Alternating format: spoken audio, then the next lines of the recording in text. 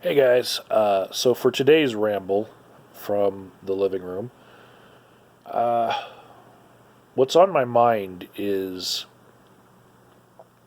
the hands off policies of many mental health facilities and how they are guided by the litigious nature of particularly American society. But now, you know, American culture just spreads all over the world, so it's happening everywhere. But this is kind of related to how we've gone away from state-run facilities, mental health asylums, and we've gone to the more care in the community model, which in many cases, I'm going to say, is inadequate for the care of the person that is receiving the care, but also for the community. It is just inadequate, and it has largely spawned this huge homeless epidemic in certain cities because we don't have state mental health asylums where the worst of the worst really do need to be taken care of. Care in the community means just let them loose and let Mother Nature take its course, and maybe they'll freeze to death and we won't have to deal with it. That's what care in the community has equated to in my experience.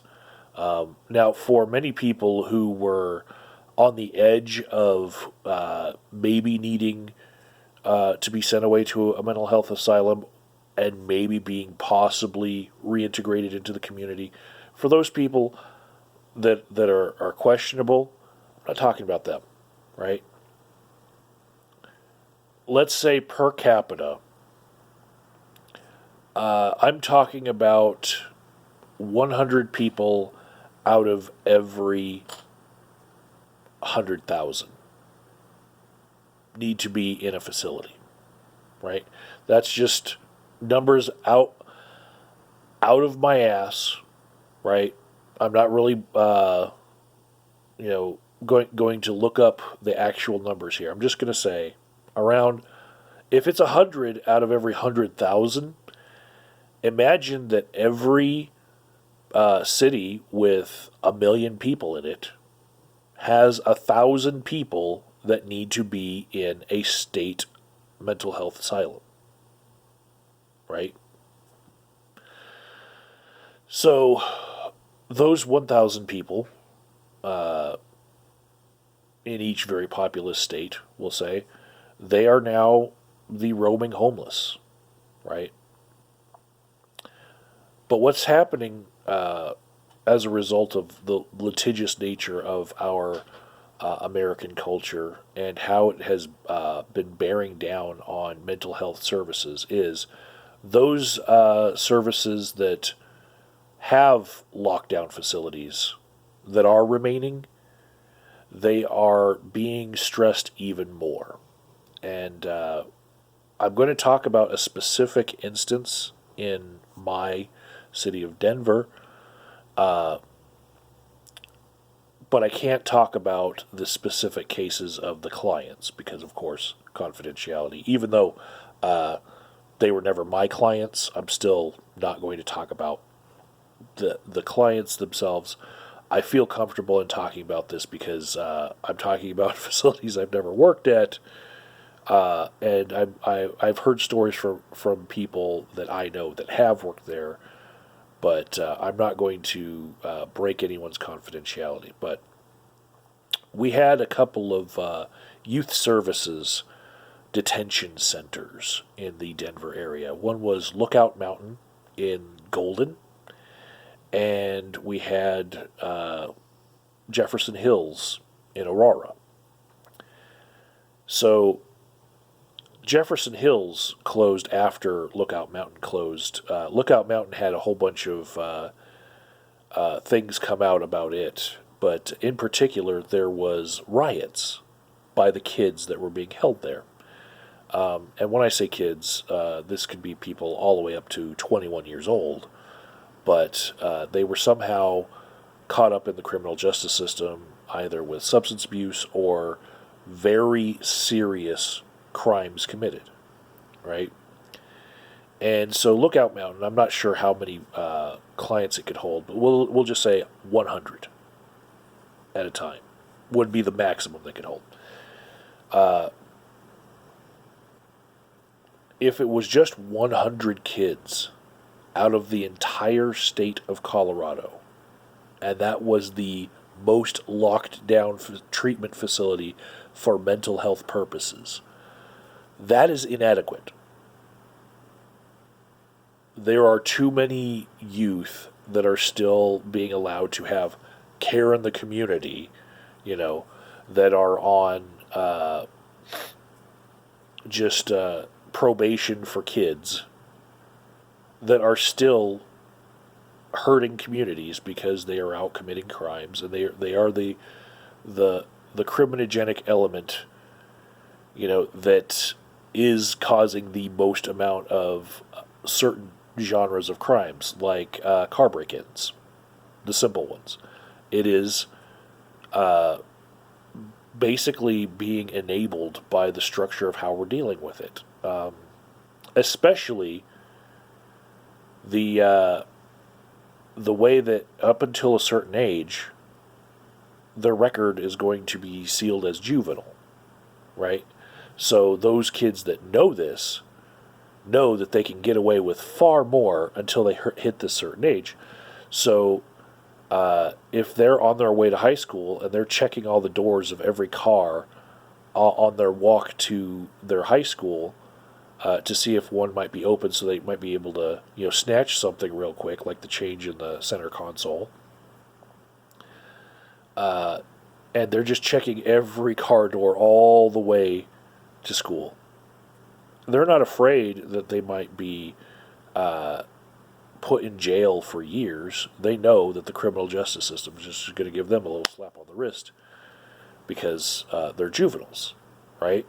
So they know that at a certain age they need to be a little bit smarter about what they're doing.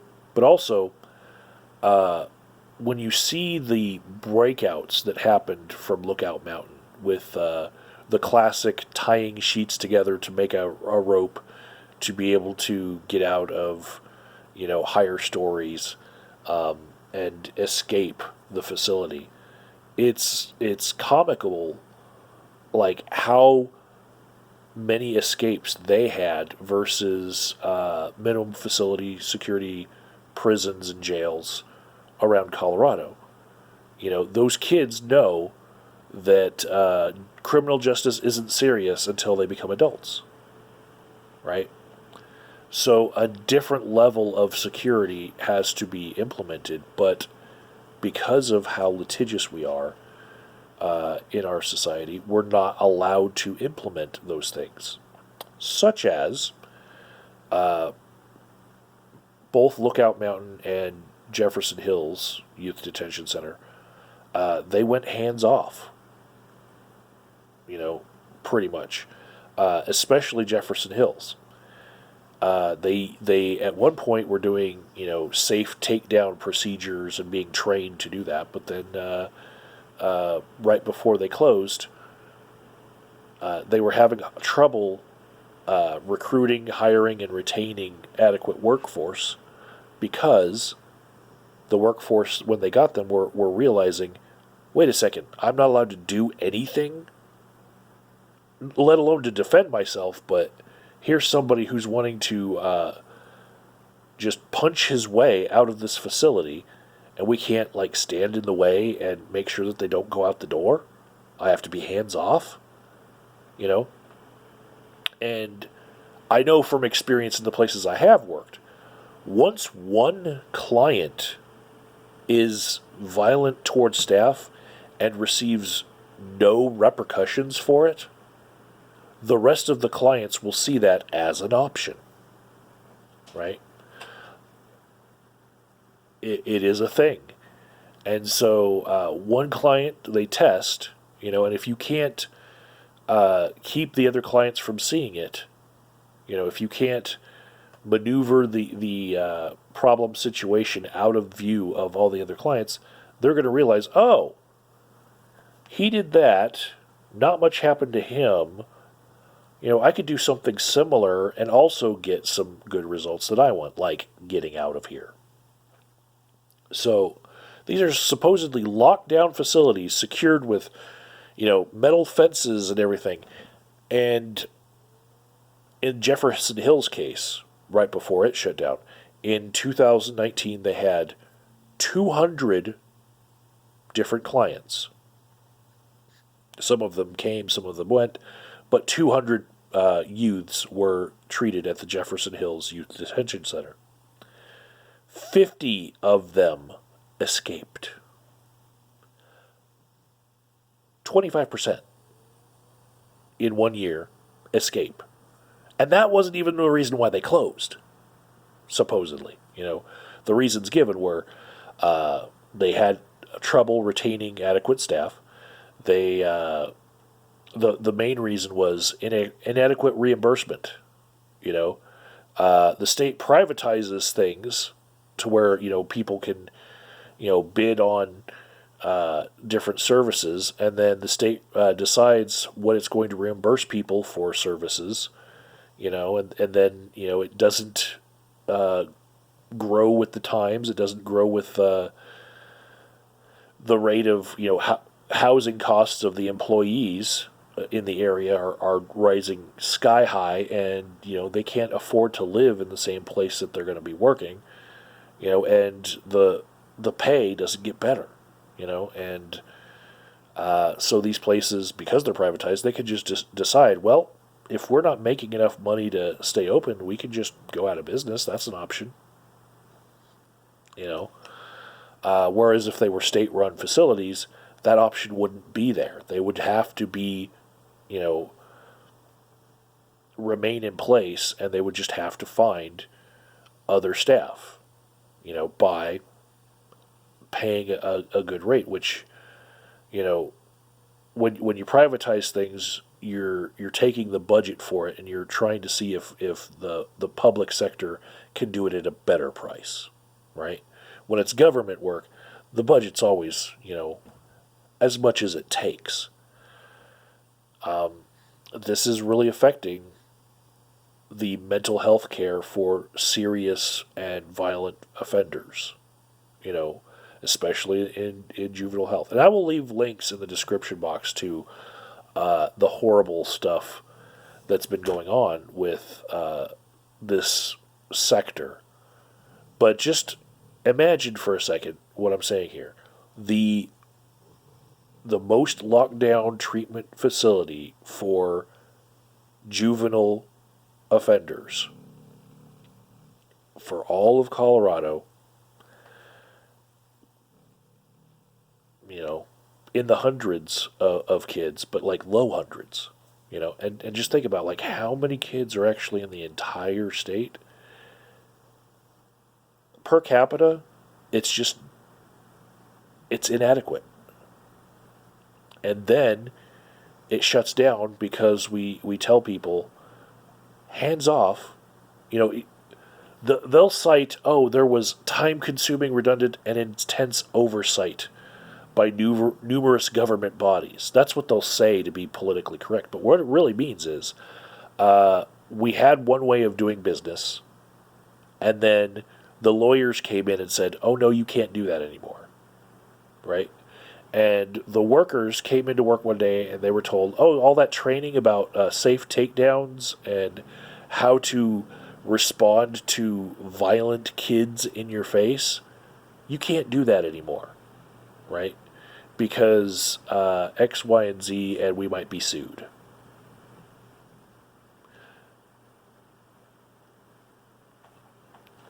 I don't think it's beyond people's understanding to say that the 1,000 worst kids in Colorado might require hands-on facilities. They might require a place where people are, by their job description, allowed to defend themselves with force. Because when you winnow it down to the violent offenders and the substance abuse cases that were in Lookout Mountain and Jefferson Hills, those were the worst of the worst. And they took all of the staff's ability to do anything and tied their hands behind their backs and said, just be nice people. Use your de-escalation skills. Talk them out of it. Talk them down. Bring them down to a manageable level. You're trained to do that, right? Once those kids learn that all they have to do is push that person over and make them their doormat, and they can walk right out the door, that's what they do. And then the other kids see it, and they're like, oh, that's all you got to do? I think I'm going to do the same. Those are my thoughts for today. We need to make some big decisions about the directions of mental health for the serious cases in our country. And some backpedaling on some policies that have been sweeping needs to happen.